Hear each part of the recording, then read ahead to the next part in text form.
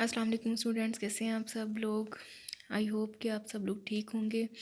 हम लोगों ने लास्ट टाइम क्लास में सेकंड चैप्टर फिनिश कर लिया था। नेक्स्ट चैप्टर है हमारा measures of location. Measures of location में सबसे पहली हमारे पास जो डेफिनेशन है, what is statistical average.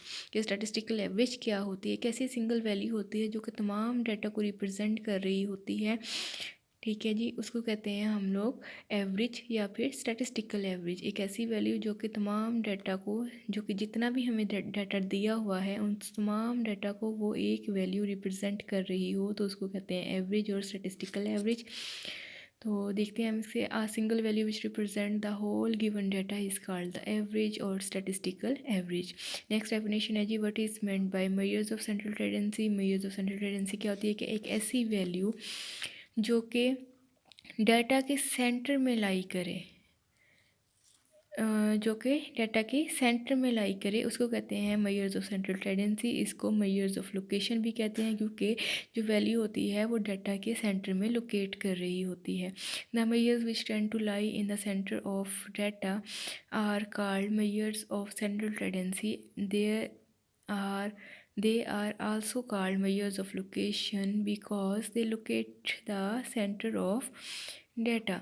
Next है जी, why are question number 3, why are averages called measures of central tendency। again वही question है कि averages are also called measures of central tendency because they tend to lie in the center of data। What are the other name of averages. Averages का जो other name है वो क्या है। अभी हम लोगों ने अगेन क्वेश्चन रिपीट हो रहा है। अभी हमने पढ़ा था कि एवरेज को हम लोग मेजर्स ऑफ सेंट्रल टेंडेंसी या फिर हम मेजर्स ऑफ लोकेशन भी कहते हैं। तो other name of averages are measures of central tendency and measures of location. First है जी क्वेश्चन नंबर 5 आपके पास, and list the four properties and qualities and criteria of good average. ये अब आपको अल्टरनेटिव 3 नेम दिए हुए हैं, प्रॉपर्टीज़, क्वालिटीज़ एंड क्राइटेरिया। तो फर्स्ट इसकी प्रॉपर्टी है कि इट इज़ वेल डिफाइंड। जो एवरेज होती है वो वेल डिफाइन होती है, यानी इसकी जो डेफिनेशन है उसके अंदर हमें कोई कन्फ्यूजन नहीं होता। फॉर एग्ज़ाम्पल, अगर हम लोगों ने सम ऑफ वैल्यूज़ को डिवाइड करना है उनके नंबर पर, तो ये एक क्लियर डेफिनेशन है। क्योंकि हम लोग जो है वो सबसे पहले डाटा को जो है वो उस सम करेंगे, ऐड करेंगे, फिर उसको जो है वो उसके नंबर ऑफ़ वैल्यूज़ पर डिवाइड कर देंगे। तो ये इसकी फ़र्स्ट प्रॉपर्टी है, इट इज़ वेल डिफाइंड। इसकी सेकंड क्वालिटी है, it uses all the values. इसका मतलब है कि हम लोग कैलकुलेशन में कोई भी वैल्यू जो है वो स्किप नहीं करेंगे, हम तमाम वैल्यूज़ को यूज़ करेंगे। नेक्स्ट इसकी क्वालिटी है, it is able for more action. ठीक है जी, इट मीन्स कि हम लोग जो इसका आंसर आएगा, यानी एवरेज कैलकुलेट करके हमारे पास जो आंसर आएगा उसको हम फर्दर ऑपरेशंस में या फर्दर जो है वो उसके ऊपर एक्शन जो है वो परफॉर्म कर सकते हैं, उसको फर्दर हम उस आंसर को यूज़ कर सकते हैं। नेक्स्ट है जी, it is easy to understand and solve. हम इसको जो है वो इजीली अंडरस्टैंड कर सकते हैं और सॉल्व कर सकते हैं। हाईली इफेक्ट, ये जो है वो एक्सट्रीम वैल्यू से जो है वो इफ़ेक्ट नहीं होती। नेक्स्ट इसकी प्रॉपर्टी है जी कि हम इसको जो है वो रिपीट कर सकते हैं एक्सपेरिमेंट को।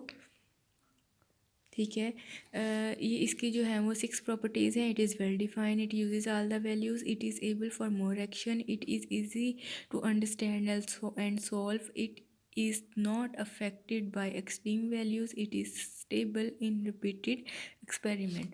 क्वेश्चन नंबर 6 है, name important types of averages. आपने जो है वो जो एवरेजेस हैं उसकी इम्पोर्टेंट टाइप्स एवरेजेस की बतानी है आपने।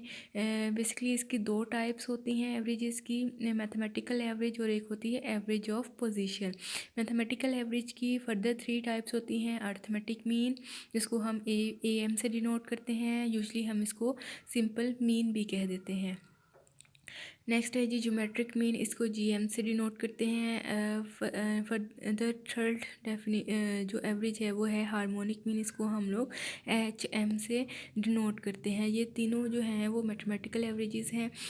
नेक्स्ट जो है वो सेकंड टाइप थी एवरेज की, एवरेज ऑफ पोजीशन। इसकी फर्दर दो टाइप्स हैं, median and mode.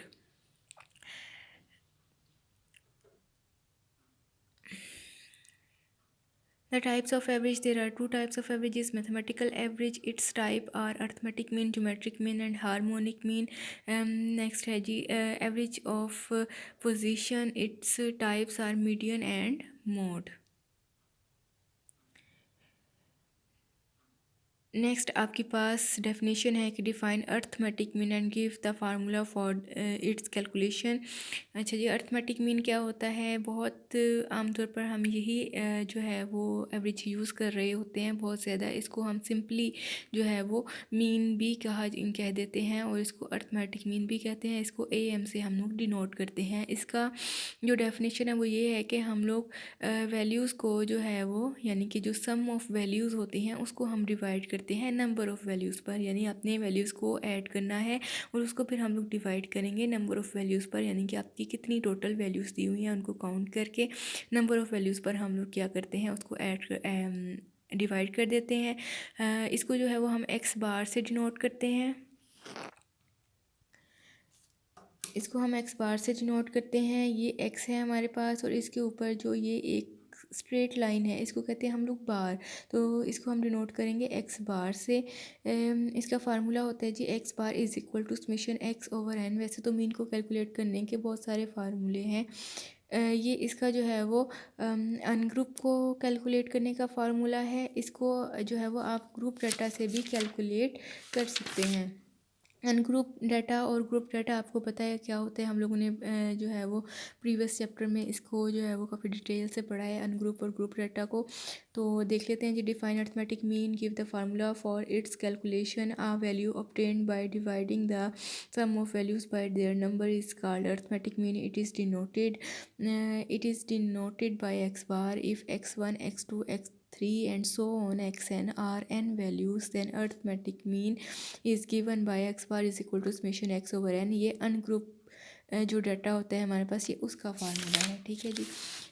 Next further ये है हमारे पास X bar is equal to summation F of X divided by summation F. ये हमारे पास जो फार्मूला है ये है हमारा ग्रुप डाटा का फार्मूला।